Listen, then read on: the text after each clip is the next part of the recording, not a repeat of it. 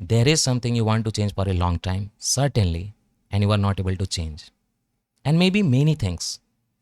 5 साल, 10 साल, 15 साल, 20 साल से आप कोशिश कर रहे हैं कि आप अपना आइडियल सेल्फ बने, एक हार्ड वर्किंग पर्सन जो कभी भी डिफीट को एक्सेप्ट ना करे, अपने मैक्सिमम पोटेंशियल पे काम करे, अपनी हेल्थ का ध्यान रखे, अपनी पढ़ाई का ध्यान रखे और चेंज हो जाए, डरे ना किसी चीज़ से।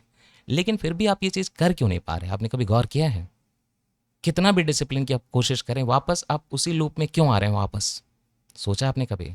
लोग आपको नहीं बताएंगे, क्योंकि most of the people, 99% people who have lived there never know this in their life.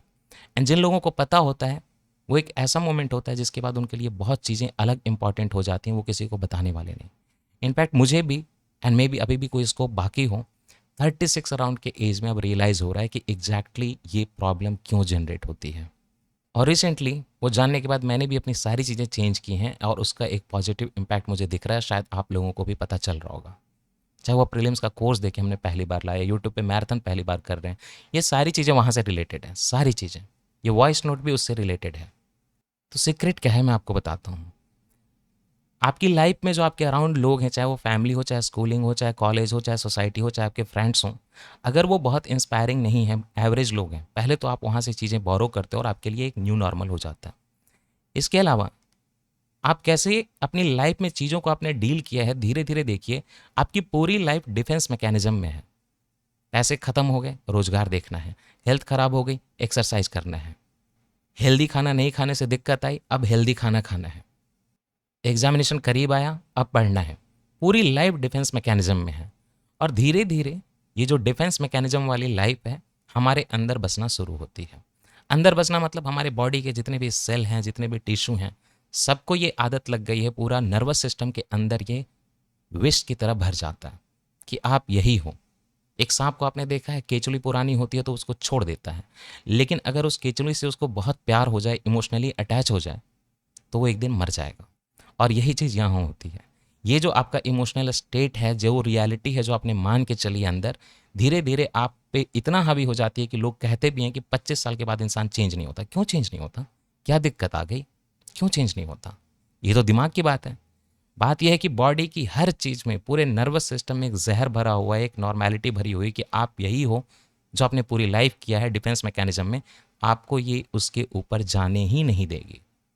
आपके सामने सारी अपॉर्चुनिटी आएंगी, लाइफ उतने ही मौके पहले जितना देती थी उतना वापस देगी, लेकिन आप कोई भी मौका कैच नहीं कर पाओगे क्योंकि आपका न्यू नॉर्मल यही क्रिएट हो गया है and you are not going to change.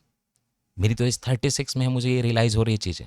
आप शायद मेरे से 10 साल छोटे हो गए और आप अपना 10 साल वेट मत करिए, वेस्ट मत करिए, क्योंकि याद रखिएगा, अभी जो आज आप हैं और लास्ट जो आप होंगे उसमें बहुत दिन नहीं है।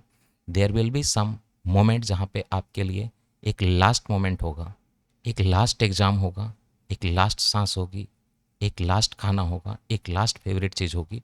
उस चीज़ के बाद आपके पास करने को कुछ नहीं रहेगा। लोग भी आपको कुछ दिनों में भूल जाएंगे और उसके बाद एक टाइम पे सारा नाम मिट जाएगा। ये मोमेंट सबकी लाइफ में आने वाला है।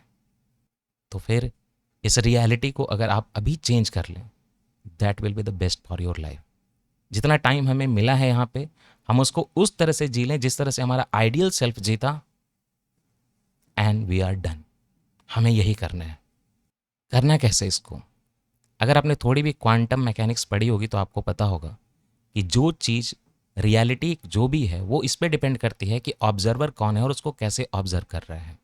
By the time you observe something, सारी की सारी चीज़ें तो इधर उधर फैली हुई थी, सब कुछ कोलैप्स हो जाता है और एक स्टेट बन जाता है, और यह आप पे डिपेंड करता है कि आप कैसे देख रहे हो।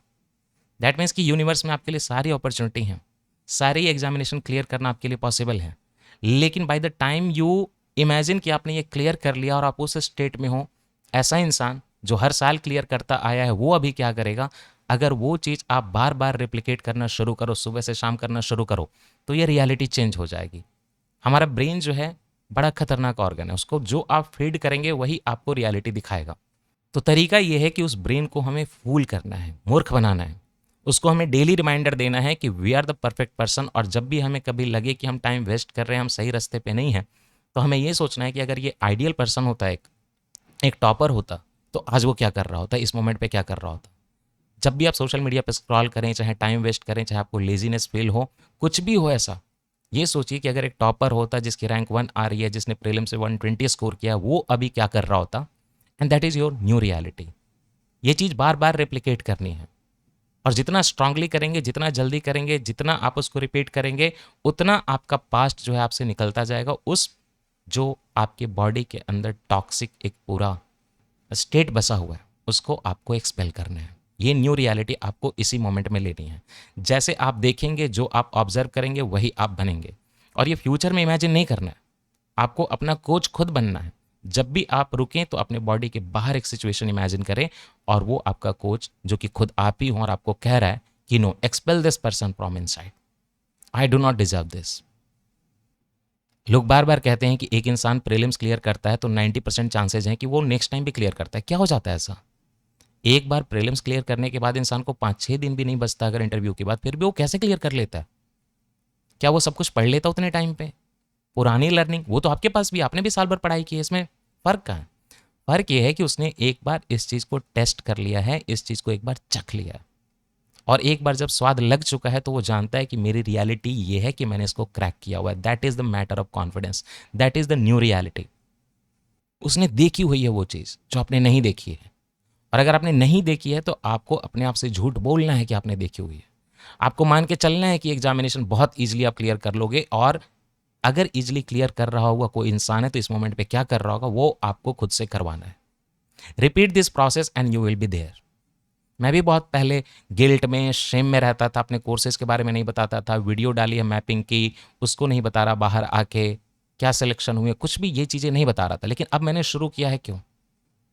क्योंकि आई रियलाइज कि मेरे अंदर कहीं ना कहीं एक इनहिबिशन है, रिस्ट्रिक्शन है, मुझे उससे बाहर निकलना पड़ेगा, otherwise I will not grow. आपको भी अपने गिल्ट, शेम, इनहिबिशन, रेस्ट्रिक्शन, इन सारी चीज़ों से बाहर निकल के एक ऐसा इंसान इमेजिन करना है जो जहाँ जाता है वहीं सक्सेस लेता है। यू आर द वन जो जो एग्जाम देगा वहीं पे सक्सेसफुल होकर आएगा, अच्छे मार्क्स लेकर आएगा। अगर वो बिना पढ़े भी चला गया फिर भी अच्छा परफॉर्म करेगा, और ऑब्वियसली पढ़ने वाला है तो एग्जामिनेशन के पहले इतना जम के पढ़ेगा कि उसको एग्जामिनेशन में कोई तकलीफ नहीं आने वाली, कोई दिक्कत नहीं आने वाली। कहीं अंडर कॉन्फिडेंस होना, कहीं इनहिबिशन होना, कहीं खुद पे एक लगाम लगाना कि शायद मैं एक्स्ट्रा अटेम्प्ट करूंगा तो मुझे दिक्कत आ जाएगी, इन सारी चीज़ों को आपको बाहर निकालना है। एक सेफ अटेम्प्ट आपको जो लगता है वो करना है, और अपनी रियलिटी आपको खुद चेंज करनी है। ट्रुथ कुछ अलग से नहीं है, जो चीज़ें आप देखते हैं वही ट्रुथ है। झूठ को भी ट्रुथ की तरह देखा जाए तो वो भी ट्रुथ ही होता है, और ट्रुथ को भी झूठ की तरह देखा जाए तो वो झूठ ही बन जाता है। बात बस इतनी है कि आप एग्जैक्टली क्या ऑब्जर्व कर रहे हैं, आप क्या देख रहे हैं। रियलिटी बेंड होती है आपके ऑब्जर्वेशन पे, और एग्जामिनेशन का रिजल्ट, एग्जामिनेशन में परफॉर्मेंस, ये सारी चीज़ें बेंड होती हैं, सारी चीज़ें ये ट्विस्ट होती हैं आपके इमेजिनेशन से। आप क्या मानते हैं? आप ये मत लिखिए कि आप प्रीलिम्स क्लियर कर लेंगे, आपको ये लिखना है कमेंट सेक्शन में, आपको लिखना है I have quit my older version and now I exist as my ideal self. ये लिखना है आपको, और ये चीज़ आपको मन में बार बार रिपीट भी करनी है।